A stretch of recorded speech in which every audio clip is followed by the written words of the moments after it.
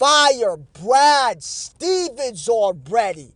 The Celtics should not be 20-21. This is unacceptable when you have Jason Tatum, Jaylen Brown, and Kemba Walker. I don't care if your depth isn't as good as it was in previous years. That doesn't excuse you for being a game under 500 at this point of the season? Are you kidding me? And these Brad Stevens apologists, they'll say stuff like, oh, well, he hasn't had a regular season because of COVID. That's the go-to for everything. That is the go-to excuse with every single thing, I swear. Some bum company like Comcast, they'll use that as an excuse to not have their technician go into your house and set up your cable. That's their job. What are they there for if they're not going to do that? They'll have you do it for yourself while they're extracting outside of your house with the social distancing. Can they social distance from Brad Stevens being the coach of this team if social distancing is such a thing? And then Kyle Draper, he's probably the biggest Brad Stevens apologist I have seen. Oh, well, they've made the conference finals 3 out of the last 4 years. Who cares? Who cares that they made 3 of the last 4 conference finals? What is their record in them, though? 0-3. And 2019 was a complete embarrassment. But Brad Stevens got pretty much none of the blame for what happened in 2019. And you know who was getting the blame? This is so bad to the point. If you see my channel, you know I've been critical of Kyrie. This is so bad, it's to the point where I think I was too hard on him. And now I think about it, I probably was, to some extent. Because Kyrie wasn't the only problem in that 2019 team. There was a bunch of inflated egos because of that crazy run they made the previous year without him. But whose job is it to manage that? Brad Stevens. He is the common denominator in all of this. Brad Stevens was there in 2019, and they're even worse this year, and he's coaching still. They lost a lot of guys from that 2019 team. And a lot of those guys were the guys that had the biggest inflated egos because of this playoff run they had in 18. Terry Rozier, he's on Charlotte now. Marcus Morris, he's on the Clippers now. Al Horford, he's on the Thunder now. And it was interesting. I've been watching these guys. I don't know exactly the name of the channel, but they do a post game on YouTube after every Celtics game. And they brought up something real interesting. How come with these free agents, with these guys that they signed like Gordon Hayward, or not just guys that they signed, but guys that have been part of the team since they drafted him, like Rozier. Why is it that whenever they have a chance to lead the team, they do? Al Horford, what? He had like a $30 million option? And he was like, no, I'm good. I'm out of the Celtics. What is this? Gordon Hayward. My dad's here. Correct me if I'm wrong, but he had an option as well. That's right. Yeah. So he had an option. You know what he said? No, I'm not playing with the Celtics anymore. You know who I'm going to go to? The Charlotte Hornets. He wouldn't even let him try and get more by doing a sign and trade to Indiana. He shocked the Celtics right out of that one. Yeah. He said, forget about helping out the Celtics. I'll get my own deal without that. And you know what's even embarrassing? That makes this so embarrassing? Two former Celtics on the Hornets, Terry Rozier and Gordon Hayward, they're practically the same record as the Celtics. They're a little better, actually, than the Celtics. Let me double check what their record is. Their record is 20-20, so they're a half game better than the Celtics right now. Are you kidding me? They're supposed to be the team that's rebuilding. That's why they have LaMelo Ball. Because they're not a good team, or they're supposed to not be a good team, but apparently they're just as good as the Celtics. That is embarrassing right there. And, oh my goodness, I had a whole different rant video a couple weeks ago when they lost to the Hawks, but I scrapped that one because then they went on this winning streak. I didn't release it in time. Then they went on this winning streak. Is this what I have to do in order for the Celtics to be decent? Just keep on making these rants regardless if I release them to YouTube or not? Oh my goodness. The issue with Brad is that, yeah, he could do X's and O's.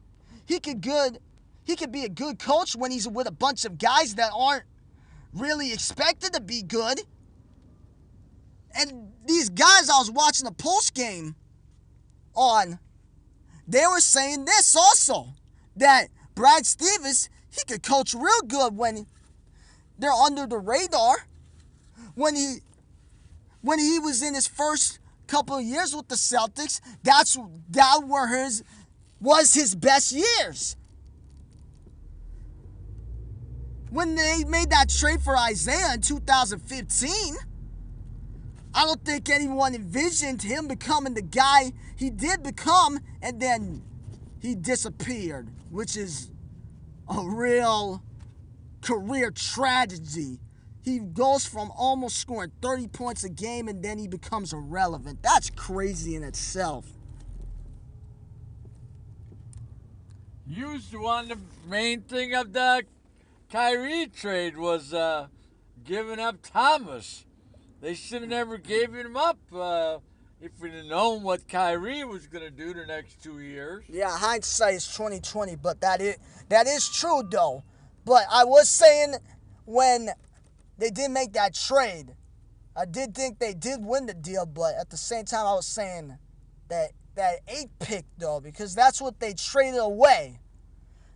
That was a killer right there. That pick could have been used on a guy that would make this Celtics team better than they are now. But yeah, I'm going to get to Danny and why they should fire him too.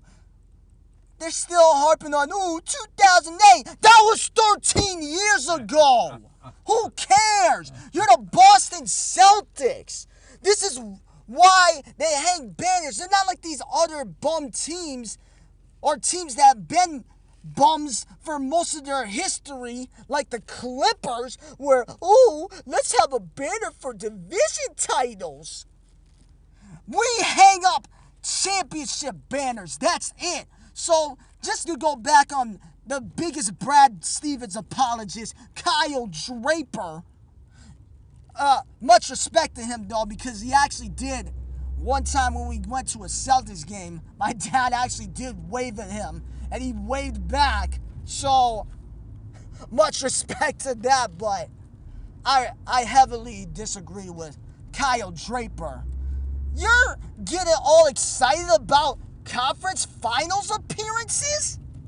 When you're the Boston Celtics, the second most winningest team in NBA history? Yeah, I said the second because I know the Lakers are tied with the Celtics, but if we're talking about modern era championships, they have the most, the Lakers. Because a lot of those championships the Celtics have was in the 60s with Russell. Yeah, so back to Brad Stevens.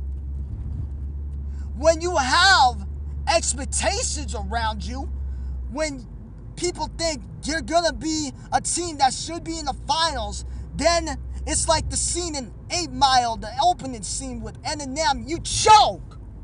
You're choking, Brad. See, you can't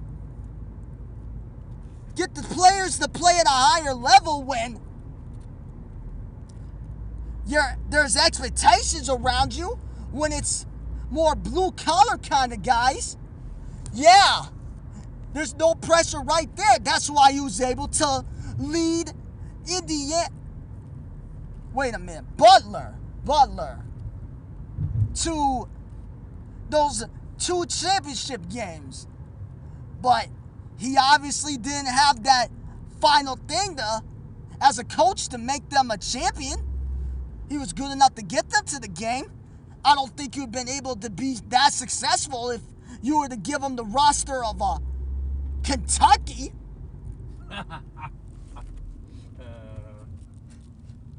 Like in 2015 when they had Karl Anthony Towns and Devin Booker on the same team. You think Brad Stevens would have been successful with them? He probably would have made them like a 5th seed and get upset by a 12th seed. That's what it feels like it would be with Brad when you have better talent around him. And that's a thing that's missing with Brad. Yeah, that's half of the battle when you're coaching and it's doing play designs and all that. But the second half of coaching is managing the personalities. And that's the difference on the conference finals of last year with the Heat and Celtics. He got out-coached. That was the big difference because the Celtics, I think they should have won it if you're basing off talent. They should have won it. But no, they didn't win it because Eric Spoelstra is a top NBA coach. And Brad Stevens is showing why he is not. Yeah. Miami coach, Eric, 2 championships. Brad Stevens, Zippo. That's another thing. Why are you hanging on to this guy that hasn't brought you a championship in 8 years? I'm going to bring this to a different sport for a second.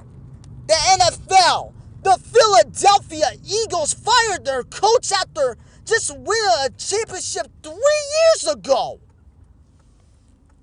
He should definitely get way more leeway. He deserves way more leeway because he took a team that had nothing before he came in there. He took Carson Wentz, who was only in his 2nd year, and made him play at MVP level. And then finished it off with the backup quarterback to win the Super Bowl.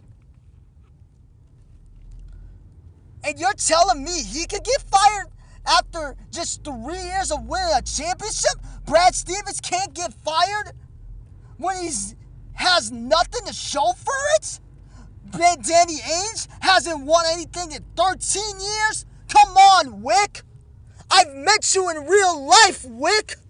Maybe that's what I should have said to you when I saw you. Fire Danny instead of what I did, but this was 3 years ago we're talking about, so we had higher opinions on both of them at that time, or at least I did.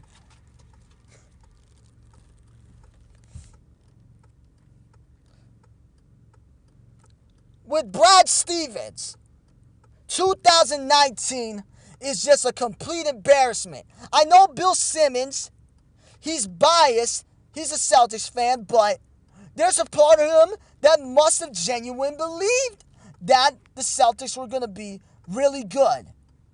And a lot of people did. Maybe not to the extent that Bill Simmons said, but people thought that this was the Celtics' golden opportunity to go to the finals and possibly win the championship. LeBron left the East. You went on this crazy run, almost went to the finals without your best player. So, if we're using logic, you would think, oh, you were one game away from making it to the finals without your best player, and maybe, I don't know, like if healthy, best case scenario would be second or third, I guess, with Gordon Hayward. You made it almost without those guys. So you add those guys in, that should be a championship. Or not a championship because the Warriors. But at the same time, the Warriors were injury risk, so maybe they did have a chance to win it. But you know what? They were a second round exit in 2019. They didn't even win 50 games that year. They were 49 and 33. And it was just up and down, up and down. You see similarities to this year? Up and down? Just there's way more down this year since they're 20 and 21. Unacceptable. If a guy such as I don't even remember the guy's name. It was like 2 years ago, I think. They had like this assistant coach from the Spurs. They fired him after his first year. And the Suns are trash. Like, what do you expect from them? I don't know if he would have been a good head coach or led them to a more positive direction if they kept him, but they fired him after one trash year. You're not going to fire Brad after this year? If you don't fire Brad after this year, Brad might have something on Wick. I don't know. He might have something on Wick or Danny if he's not going to get fired. Something that might get them banned for the NBA. A lifetime suspension like they're Donald Sterling.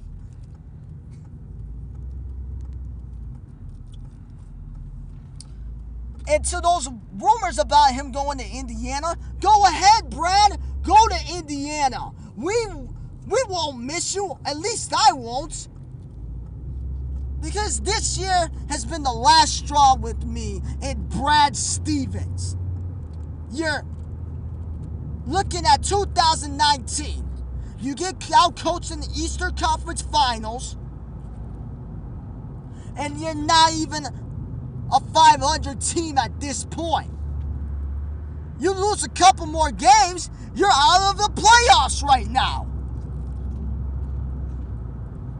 And the fact that people are even saying this, that these words are coming out of their mouth, Celtics no playoffs this year, is embarrassing in itself. It's quite pathetic. So what do you got to say on all this? Well, first of all, 2 All-Stars this year at the game, Jaylen Brown and also Tatum. They have a third All-Star, Kemba Walker, not this year. But the thing I see about Kemba during the game is when Ray Allen was great at the three-pointers, he was running, always running until he got free.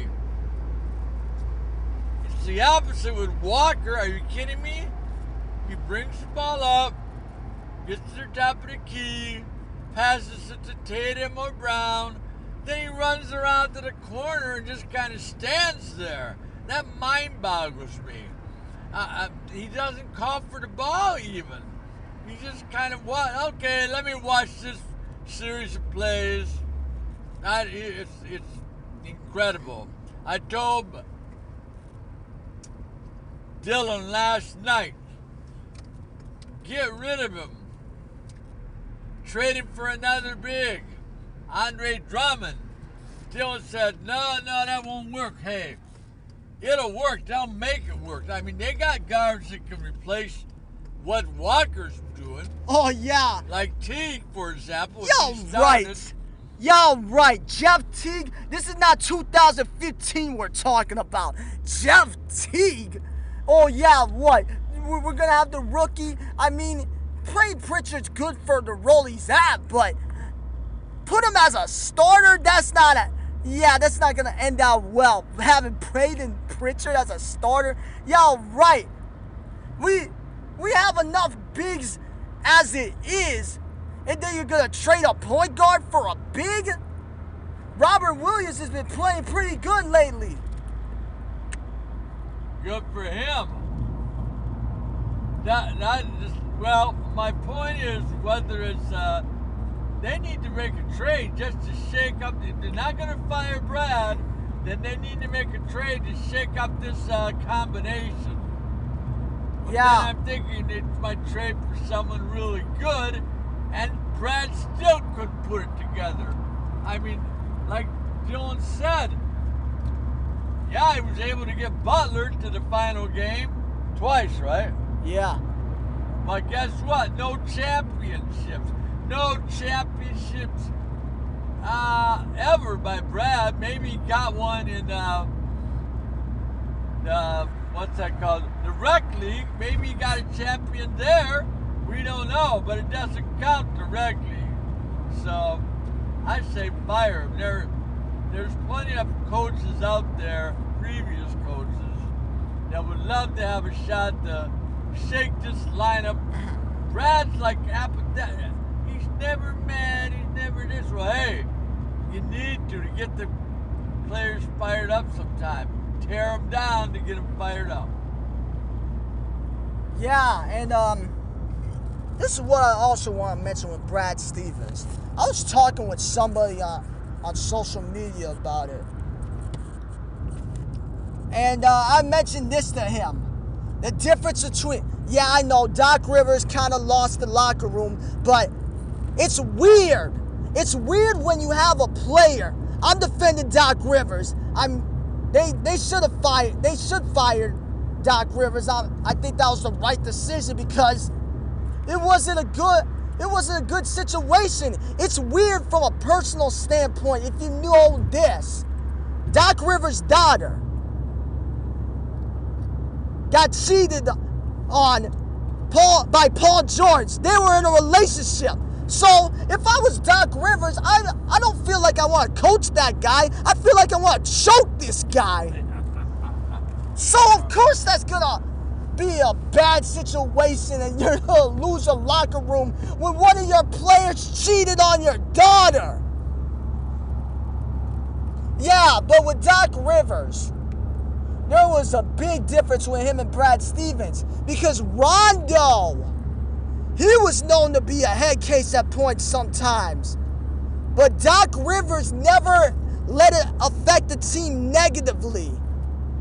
Him and Ray Allen had beef, but he never had that affect them negatively. Their team morale was never affected. And the reason why the Celtics started not playing as good is because they got old. Not because of locker room trouble, having trouble controlling the locker room. And that's the issue with Brad Stevens. That's the big difference between Doc Rivers and Brad Stevens. That's the reason why Doc Rivers had the Celtics win a championship as opposed to Brad Stevens. Because Doc Rivers, I think he might have been able to handle Kyrie. If he could handle Rondo. And Ray Allen. But not Brad Stevens. I'm a little soft man. Ooh, Kyrie's throwing a temper tantrum. I think I'll back off.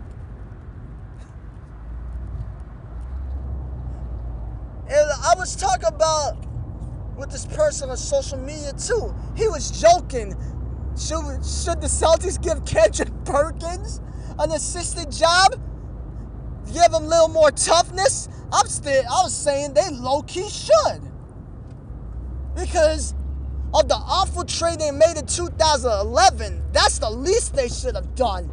Because Danny, that was the second worst trade that Danny has made in his tenure. Yeah, I know, it's not the big name, but traded Perkins was trading the co-captain to that defense essentially in 2011. And this was at a time when the game wasn't as positionless, where positions actually mattered, where they didn't have guys like PJ Tucker, who's like 6'4", playing at center. Positions actually mattered. And I think that trade right there was the start to the gradual decline of that Celtics era. And now I'm going to use that as an opportunity to transition into why they should get rid of Danny. And that's another thing this Brad Stevens apologist known as Kyle Draper was saying too. Oh, well, Danny isn't helping out. Yeah, part of it's true, but at the same time, you need to have a better record when you have two all-star players and one guy that can be playing at all-star level, but mentally doesn't seem to be there in Kemba Walker. Yeah, so Draper is right to an extent. But what has Danny done lately? What's the biggest move he's made lately? Trade-wise. Kyrie Irving. That is the worst trade he has ever made.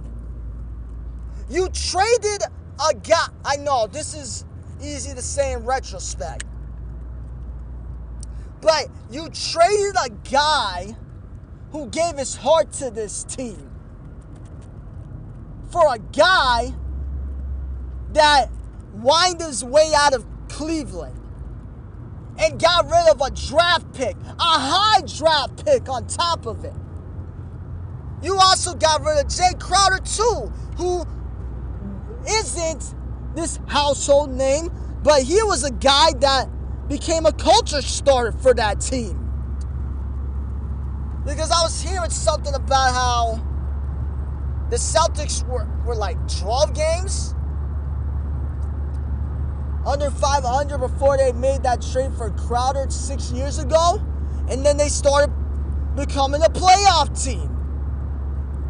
Then, obviously, you had to add Isaiah on top of that, too, when they did that trade.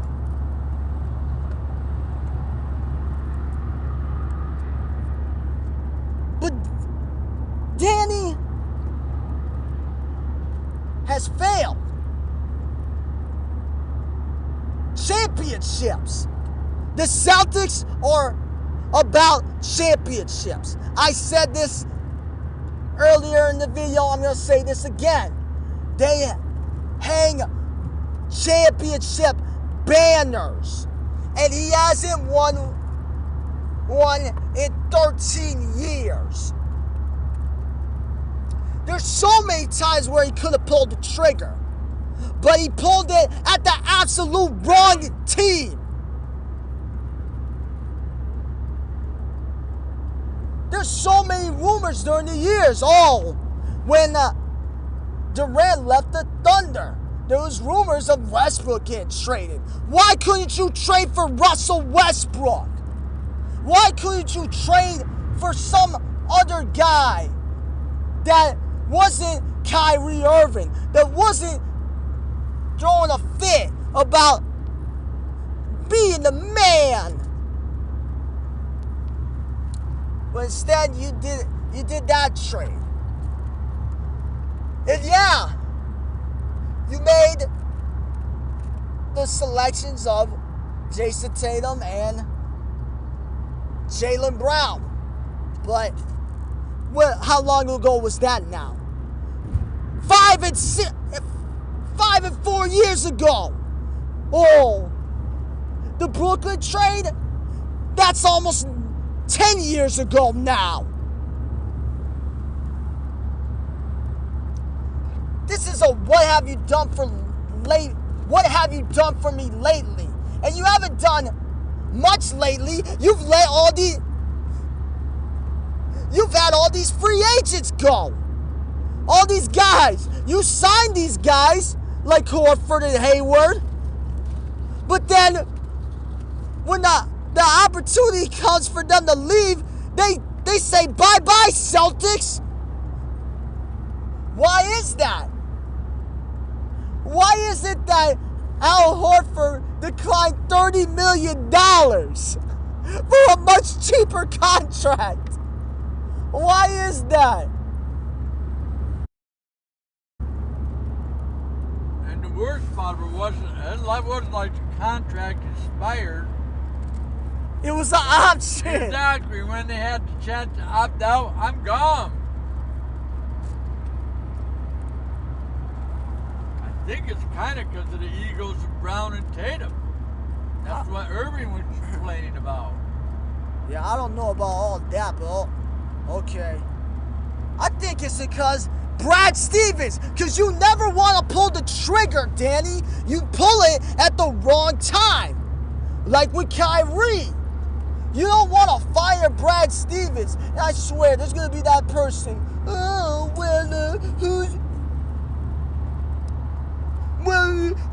what action is better than him? About every guy. Yeah, but that's not my job that's Danny's job as the GM. That's not my job because am I the GM of the Celtics? No, I'm just expressing my opinion on what they should do. And Brad Stevens, was he under the coaching radar for anybody when he hired him 8 years ago? No.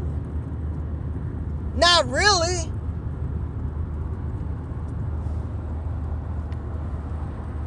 Let's put it this way, there wasn't any competition for him. Yeah. Yeah. That's a funny and good point you made there. That makes me think, who did offer him a contract aside from the Celtics? Even when he was hired, he didn't make like a big tidal wave splash. He took him to the NCAA finals, but he didn't win, so why should that be such a big flag? Yeah, and a lot of times these NCAA coaches don't pan out. Rick Pitino, most notable one, because he was with the Celtics. Oh, Parrish is not coming through that door, and neither are you, Rick Pitino. You're not either, because you got fired, and now you're not even coaching basketball anymore because you had like strippers. You had strippers during your recruiting meetings or something like that. Actually did make it back to the 64 this year. And that's the thing. Some coaches thrive. Very few coaches that come from the college ranks have great success in the NBA. And now Brad's proving another one. He's had success, but not great success. Yeah, especially when you're the Boston Celtics. Yeah, this is what I want to hear at the end of the season because they're not going to fire at this point. I don't think they're going to fire him anytime during the season. This is what I want to hear. I want to hear I want some Donald Trump action to go on. I want Rick Grossbeck to be like this to Danny Ainge and Brad Stevens. Brad and Danny, you're fired.